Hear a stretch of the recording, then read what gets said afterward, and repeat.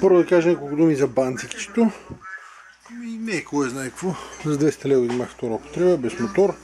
Моторчето е трифазно, май 3 кг. Не, май 2,2. Дали не ляе песни ворота, не помня.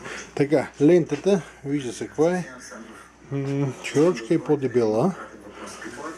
Тапа. Или по другия начин, както му казваме. Но тук е нищо интересно. Банцик. И това съм го обичал първия път при опитите. Това не помня дали съм го обичал. И оборот и скорост 9.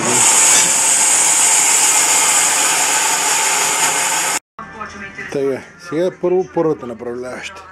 Вижда се как се лови за плота с тази гайка.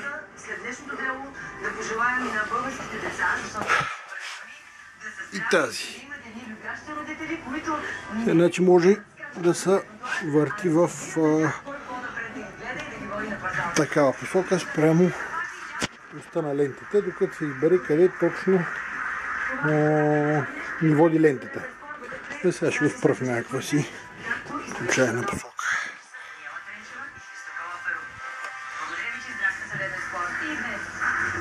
Така, освен това, тук си слагаме много дължиници, защото дървото трябва да се подпира някъде. И тук забравя да кажа, че това е сгъваем крак, който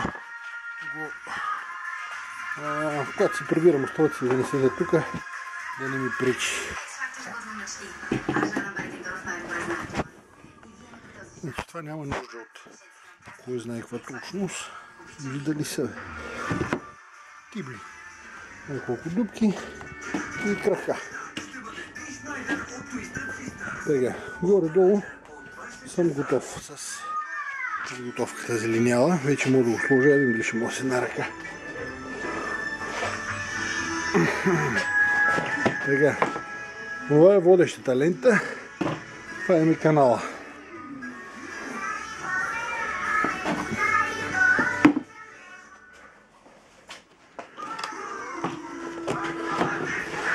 Така, вече върви в тая посока. Сега, в посока напред, от тук, когато примерно избичаме една дъска, от тук освобождавам, и тук още една гайка и го местя напред за следващата дъска. Така, значи за тази дъска закрепвам самото дърво. С тези гайки пък вдигам нея нагоре и надолу. За да може като мине диаметъра на дървото,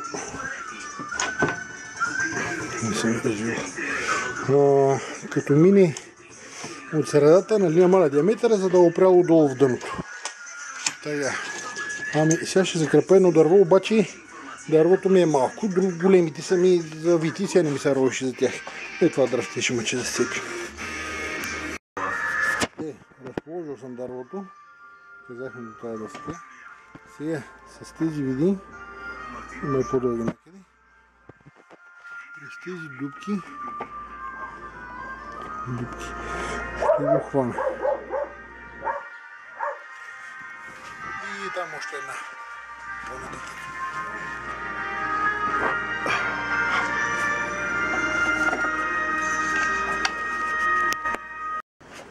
Значи, закрепил съм дървото за тая дъска с тук тези види. Тази, по-накрая още една.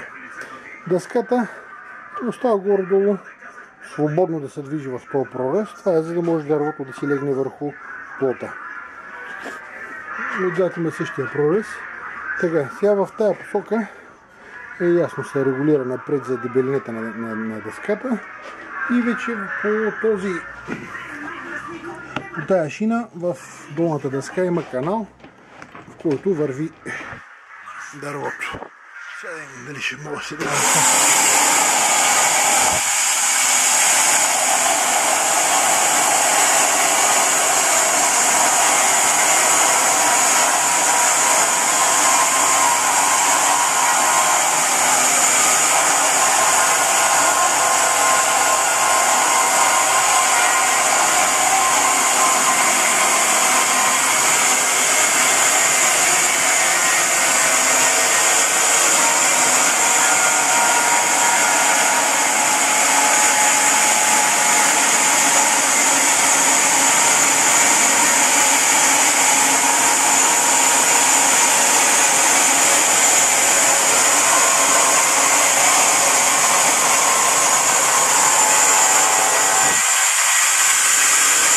виждали се така?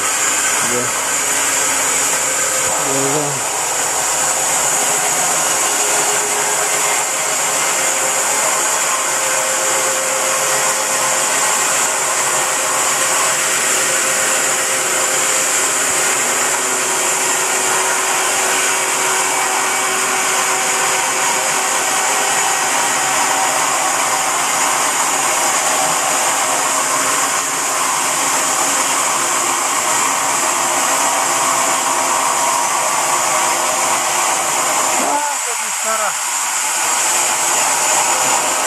Отбране дървото. Пак. Тъй, това е лошото на малката работюничка. Линяла пак ми оправи дървото. Ще го доразци пенарика това, за да видим дали е прав и колко е прав. Мисля, че горе-долу точно се е получил. И ще разбича една тънка дъска.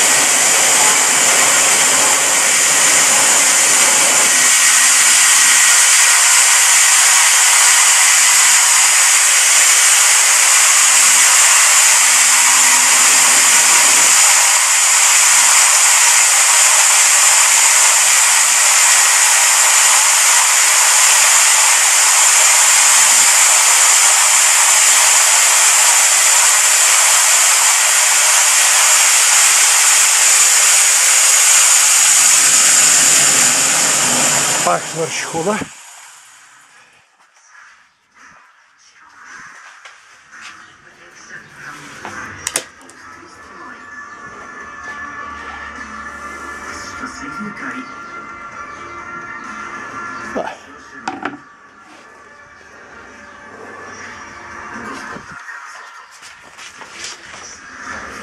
На 3D, IMAX 3D и 4DX. Знаеш ли какво е най-новото от активите? Мисля, че добре. Изкарах още една дъска от това дърво. То си личи. Минах една абрихте на штрахнуса и вече може да се види, че си няма изобщо мърдане, клопане и така. Тази страна същата работа. И това е дърва за огрев.